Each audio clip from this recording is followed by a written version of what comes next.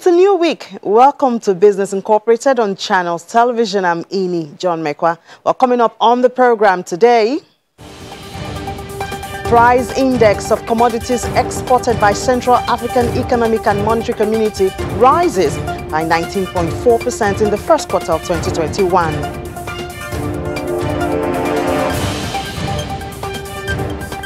And Kenya's salaries improved for the first time in 7 months.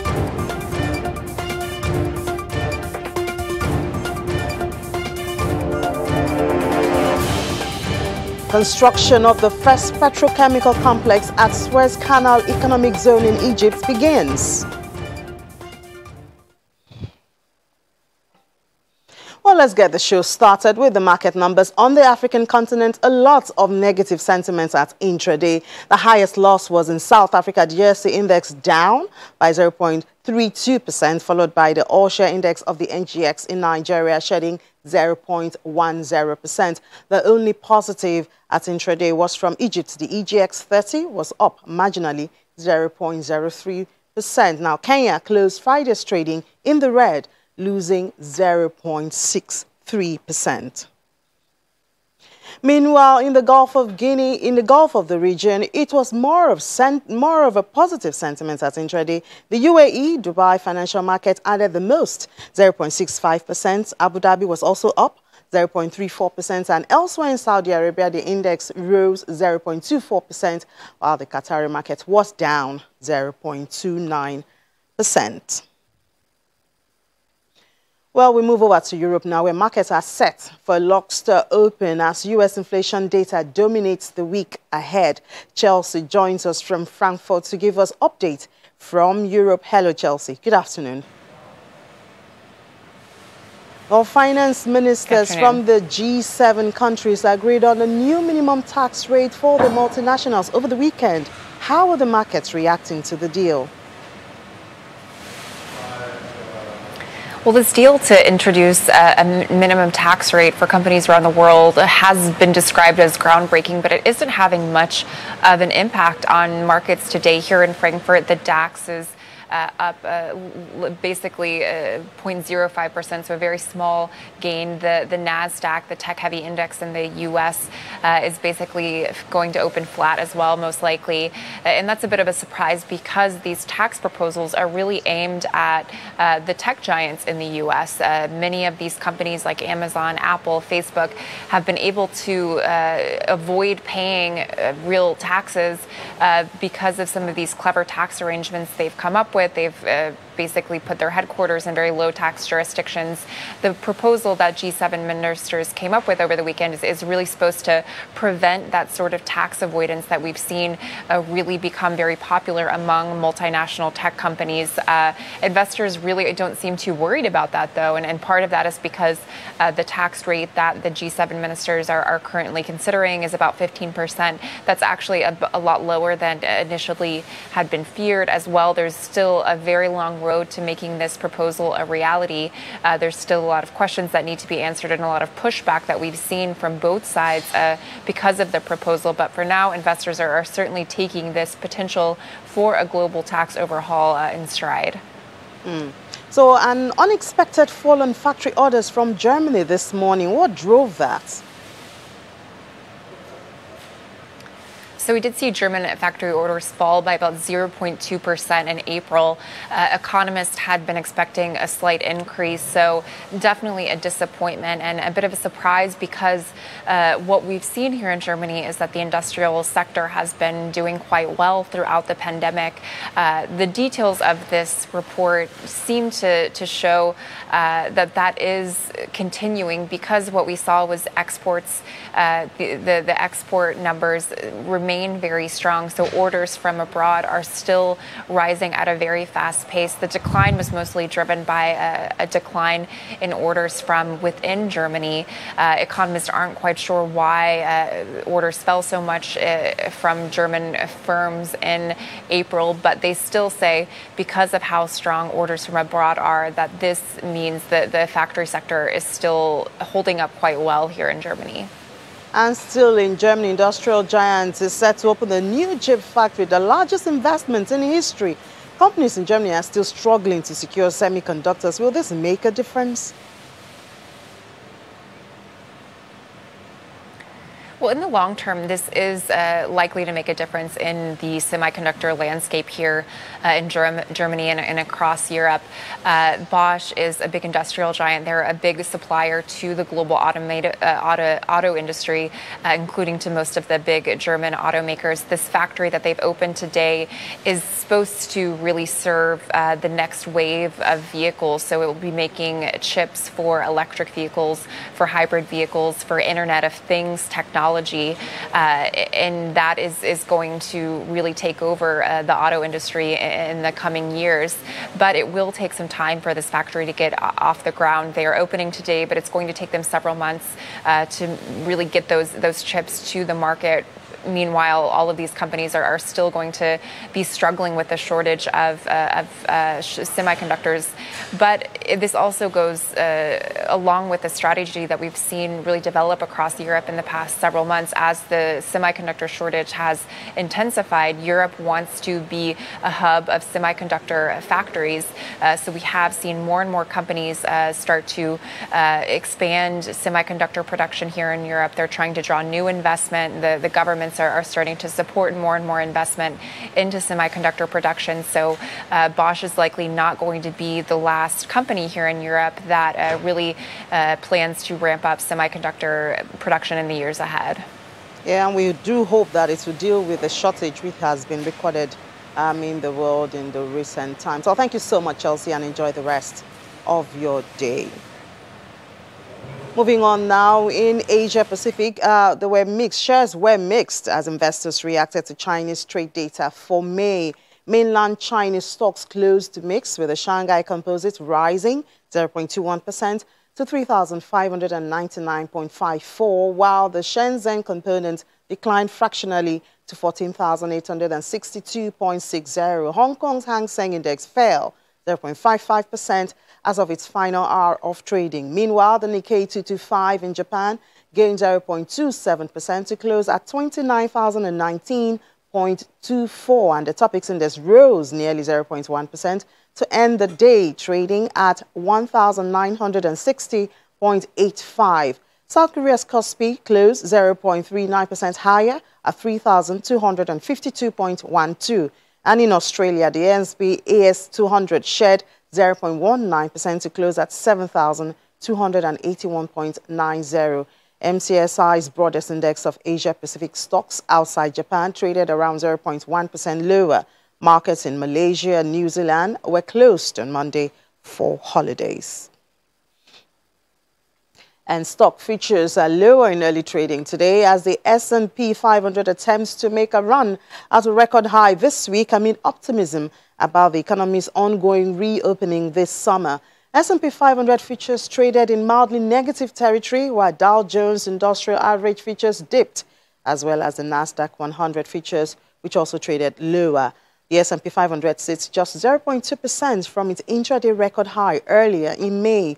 The benchmark advanced 0.6% to last week to bring its 2021 gains to more than 12%.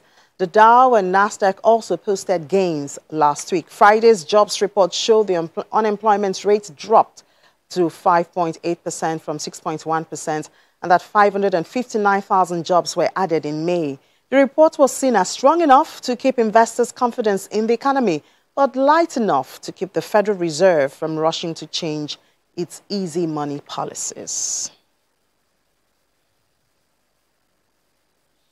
And the Secretary General of OPEC, Mohamed Markindo, has commended Nigeria's resilience from the impacts of lower oil prices, which affected many countries around the world, including members and allies of the oil-producing group. Speaking at an event of the Nigeria International Petroleum Summit in Abuja, Mr. Markindo lauded development programs implemented by the Buhari administration, which helped to lift the country's economy from 2 recessions between 2016 and 2019 and were caused by external factors. Let's listen to him. Your tenure as president has coincided with 2 externally caused recessions. When you were first elected in 2015, Nigeria was in the midst of a recession caused by the plummeting oil prices. All energy-dependent developing economies like ours were affected by this oil cycle downturn. From 2014 to 2016, world oil supply growth outpaced that of demand, with world oil supply growing by 5.8 million barrels a day, while world oil demand increased by 4.3 million barrels a day. By July 2016, OECD commercial stock overhang reached a record high of about 403 million barrels over the 5-year average. The OPEC reference basket price fell by an extraordinary 80% between June 2014 and January 2016. Some crude oil benchmarks fell below $10 a barrel. Mr. President, investments were also chalked off, with exploration and production spending falling by an enormous 25% in both 2015 and 2016, a fall amounting to above $300 billion. There were significant job losses across the industry, as well as increasing financial and operational stresses for many companies. In fact, a record number of companies in our industry filed for bankruptcy. In terms of foregone revenues to OPEC member countries during this oil cycle, collectively, about $1 trillion was lost as a consequence of the plunge in prices in 2015 and 2016. No member country of OPEC was insulated from such a contraction in oil revenues during this market cycle. This had a severe impact on the resources available to the government to pursue its laudable development programs. Similarly, Mr. President, the 2021 recession was also caused by extraneous factors far beyond Nigeria's borders. The devastating spread of COVID-19 severely impacted global oil demand, and again, developing economies were exposed. As the world economy contracted by 3.5% year-on-year in 2020, global oil demand declined by 9.5 million barrels a day. During the month of April 2020, oil demand dropped by a staggering 22 million barrels a day. And yet, Mr. President, and your government bravely rose to both of these great challenges, deploying exemplary managerial skills, acumen, and extraordinary prudence by diverting resources to the most productive sectors of the economy. The government was able to revive growth. Nigeria speedily exited recession and returned to the path of growth. Oh, that was the Secretary General of OPEC, Mr. Mohammed Barkindo. Meanwhile, oil pulled back after hitting fresh multi-year highs today as investors awaited the outcome of this week's talks between Iran and world powers over a nuclear deal that is expected to boost crude supplies. Brent's crude futures for August fell 26 cents to $71.63 a barrel after earlier eating $72.27 a barrel, the highest since May 2019. U.S. West Texas Intermediate crude for July touched $70 for the first time since October 2018, but retreated to $69.43 a barrel, and that was down 0.3%. Investors may have sold off some contracts to take profits when it hits $70. The primary concern is about Iranian barrels coming back into the market, although analysts doubt that there would be a deal before the Iranian presidential election. Analysts expect Iran, which is having its presidential election on the 18th of June, to increase its production by 500,000 to 1 million barrels per day once sanctions are lifted. In the United States, the number of oil and natural gas rigs operating fell for the first time in 6 weeks as growth in drilling slowed. Gold prices held steady today, helped by a pullback in the dollar and lower bonds yields after a weaker than expected U.S. monthly jobs report claimed investors' fears over threatening of monetary policy. Spot gold was flat at $1,890.62 per ounce, while U.S. gold futures edged 0.1% higher at $1,893.50 per ounce. The benchmark 10-year yield slipped below 1.6% and was hovering near a one-week low, reducing the opportunity cost of holding non-interest-bearing gold. Holdings for SPDR Gold Trust, the world's largest gold-backed exchange-traded fund, rose 0.1% to $1,043.16 per ton on Friday. Silver eased 0.1% to $27.74 per ounce. Palladium dipped 0.2% to $2,838.92, while platinum rose 0.6%. We'll take a break now, and after the break, we'll talk about Tanzania's $30 billion liquefied natural gas. Do stay with us.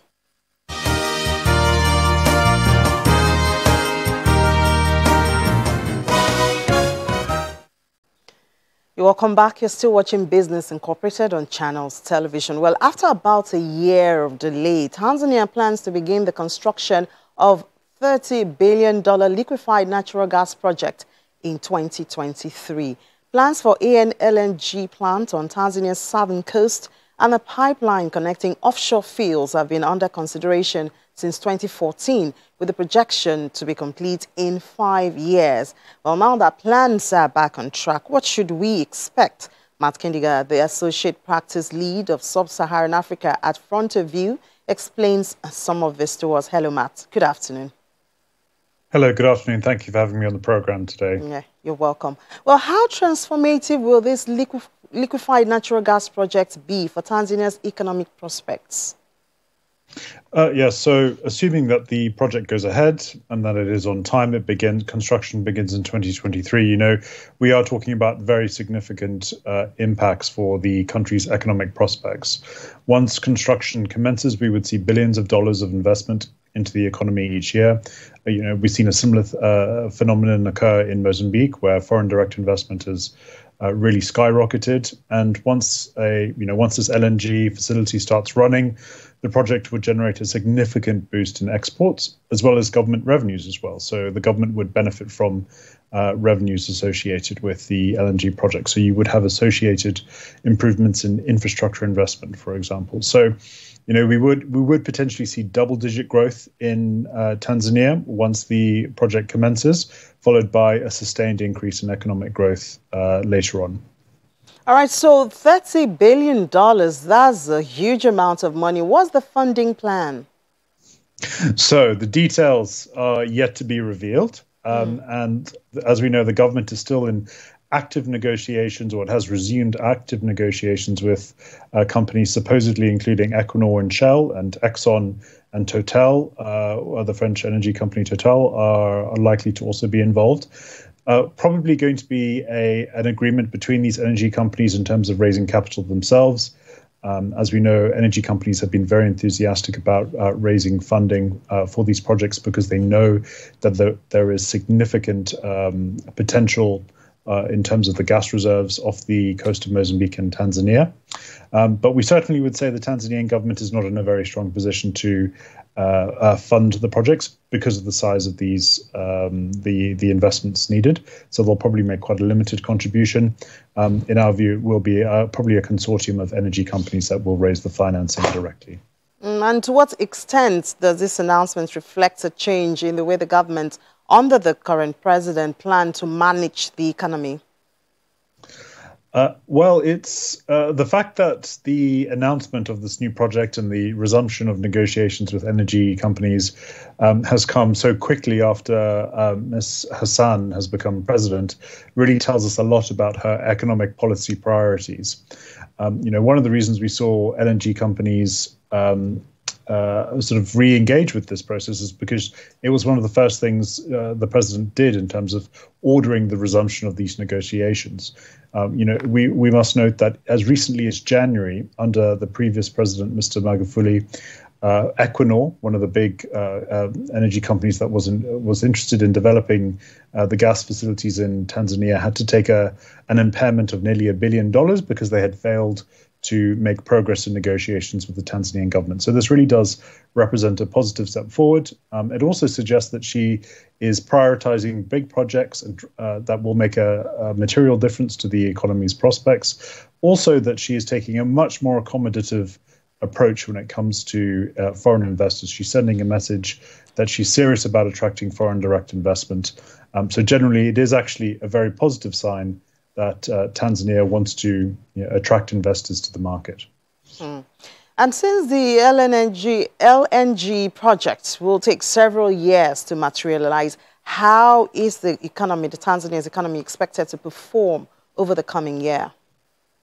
Well, yes, as you said, it's going to take a while before we see the direct benefits of this LNG project. At the earliest, the construction will start in 2023 or 2024, with production only beginning towards the end of this decade.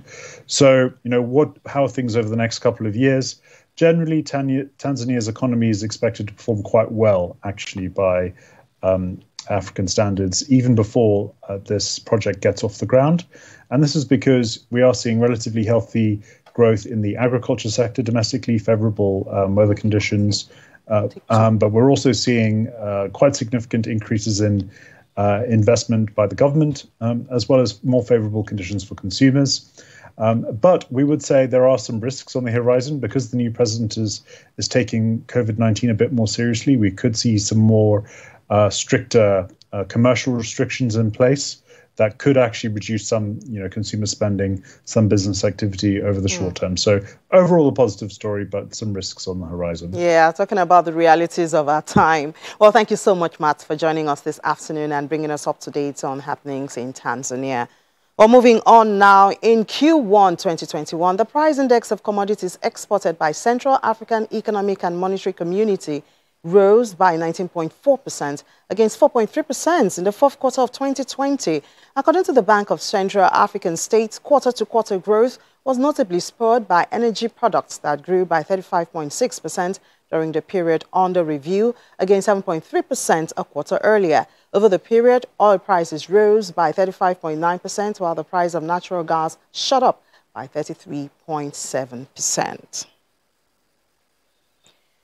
And in Kenya, salaries in the country's private sector showed a month-on-month improvement for the first time in 7 months, as firms sought to motivate workers after the deadly third wave of coronavirus infections eased.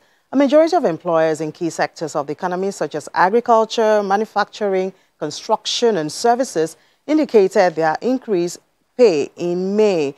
This signals renewed optimism in economic recovery after authorities eased travel restriction and partial trade shutdowns imposed mid-March in the Nairobi metropolis and Nakuru at the start of May.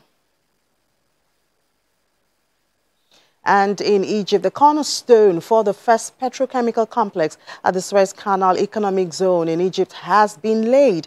The project is backed by investment totaling $7.5 billion. The Prime Minister says the zone was one of Egypt's most important national projects and part of the government's strategy to focus on investment that would localize technology, provide job opportunities, and help raise the standard of the country's seaport to match global standards.